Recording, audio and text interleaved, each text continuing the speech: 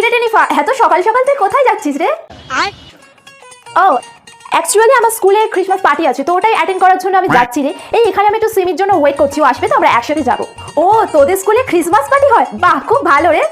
Yes, আমাদের স্কুলে কত কিছু প্রোগ্রাম হয়, কত স্ট্যান্ডার্ড জানিস? তোদের স্কুলের মতো ওই বছরে একবার দুবার কি অ্যানুয়াল কালচারাল প্রোগ্রাম ওই রকম টাইপের কিছু হয়? আমাদের স্কুলে সবসময় সবকিছু প্রোগ্রাম লেগে থাকে। শুধু সরস্বতী পুজোটা হয় না রে, ওই জন্য তারা আমাদের স্কুলে সরস্বতী ঠাকুর দেখতে আসি। আমাদের স্কুলটা না ইংলিশ মিডিয়াম, এরকম ব্যাকডেটেড কালচারের পুজো পার্বণ এই সমস্ত কিছু হয় না। সরস্বতী পুজোকে তুই ব্যাকডেটেড বলছিস? প্রত্যেকটা ছাত্রছাত্রীদের কাছে না এই সরস্বতী পুজোটা হলো একটা ইমোশন। তোদের মতো কিছু সাহেবীপনার চাল দেখানো মানুষদের জন্য না রে আজকের বাঙালি সংস্কৃতি নষ্ট হচ্ছে। এমনকি তোরা নিজেদের মাতৃভাষাতে কথা বলতে গেলেও তোরা লজ্জা বোধ করিস।